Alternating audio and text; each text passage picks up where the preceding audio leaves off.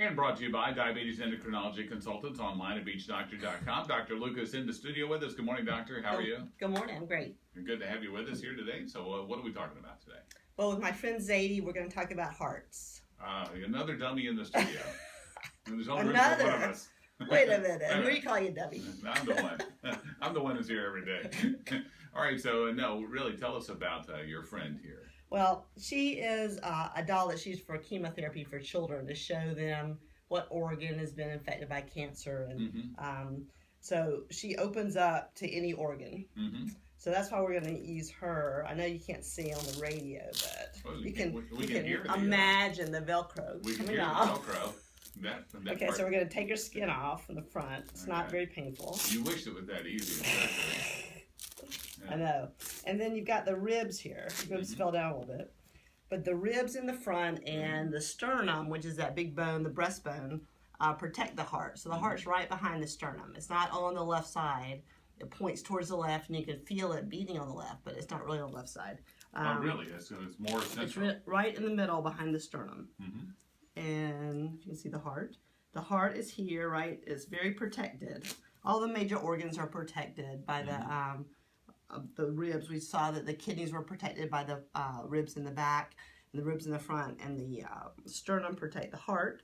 So the heart is very important, and it pumps out blood to the rest of the body.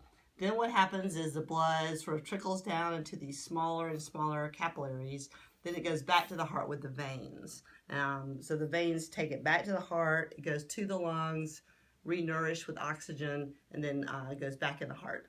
So diabetes is very important as far as causing heart problems. And so you want to protect your heart. Your heart pumps blood to your body, especially your brain.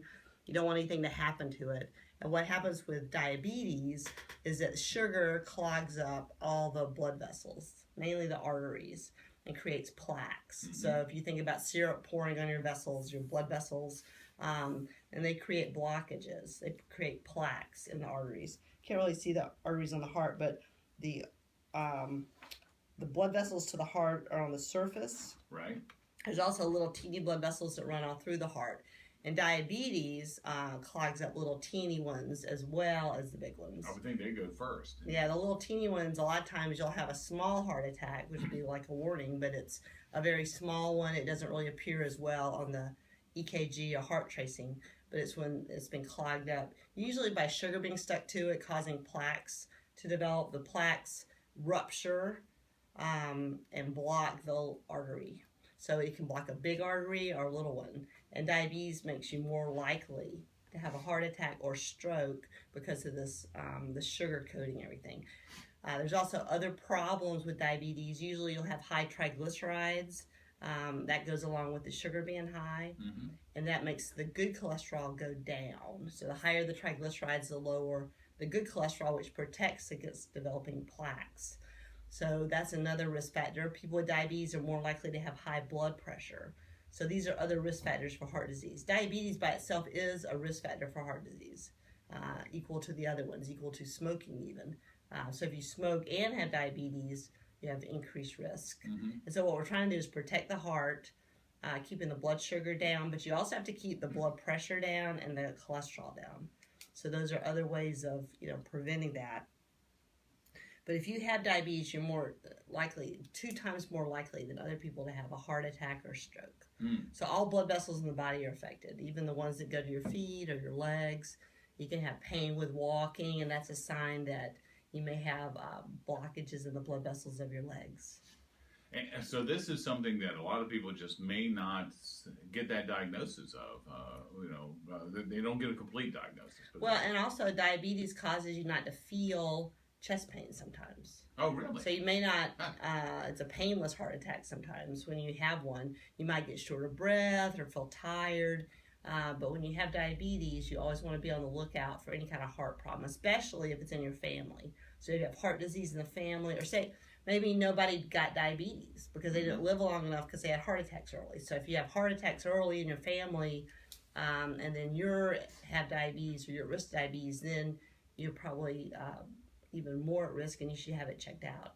Usually you can do a stress test and find out if there's any problem with the heart, and a lot of times they can fix the plaques, either by opening them up, putting a little balloon in there, or putting a stent, which holds the blood vessel open. Some people have to have bypass surgery if they have a whole bunch of blockages or they can't get to it with a stent. Bypasses take veins out of your legs and put them in your heart to bypass the plaque, so that you actually just bypass it, just like a road around a traffic jam.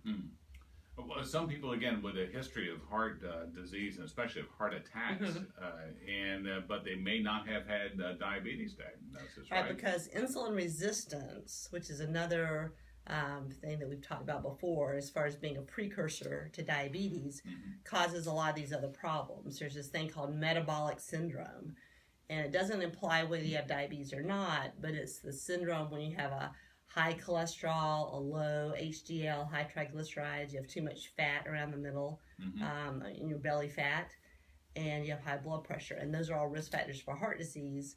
And so if you have metabolic syndrome, then you're more at risk for heart disease too. And that's before you get diabetes, or it may be while you have diabetes you have metabolic syndrome, but you can have it a long time before diabetes. So I think that insulin resistance plays a part in actually causing some of these plaques to form because of the effect on the triglycerides and cholesterol. Okay, all right. If you would like to find out more about your diabetes, you want to contact the folks at Diabetes Endocrinology Consultants. Hey, welcome back to Sugar Talk with Dr. KG and Lucas from Diabetes Endocrinology Consultants, online at beachdoctor.com. And Dr. Lucas talking about the relationship of heart disease and diabetes. Is it a lot more prevalent? I mean, that people with diabetes have heart issues and heart. It's heart twice. attacks? Yeah, it's twice as common, and that's strokes and heart attacks. And it usually happens at earlier ages than you think about heart attacks happening if you have had diabetes for a long time. But you always need to be aware of it and realize that you may not have symptoms. You may not feel any chest pain. You may have just feeling weak or short of breath. But if it's in your family and you have other risk factors, then you can have a stress test or some way of finding out so that you can prevent heart damage. Because what we're trying to prevent is the heart muscle being damaged. Because when you cut off the blood supply of the heart muscle, it doesn't work anymore. So even if somebody's had a strong family history of heart issues, it doesn't mean that they can't do anything about it, right? Right. In fact, those are the people that need to tell their doctor about their family history, especially people that have had heart attacks in their 40s or 50s in your family. Whether or not those family members have smoked or not, it's still a risk factor just to have the family history. And you want to keep your cholesterol in a good range if you have diabetes. You want to keep your blood pressure normal. All these things, keep your weight down. The usual things that we talk about preventing will help prevent the heart disease too. Now, the other way around, are people that have a family history of heart disease, are they also more likely to be diabetic? There is an overlap there, especially with the belly fat. So if you have a lot of belly fat and then you have family history of heart disease, then you probably need to be checked for diabetes as well, because you may go years without knowing anything about your blood sugar.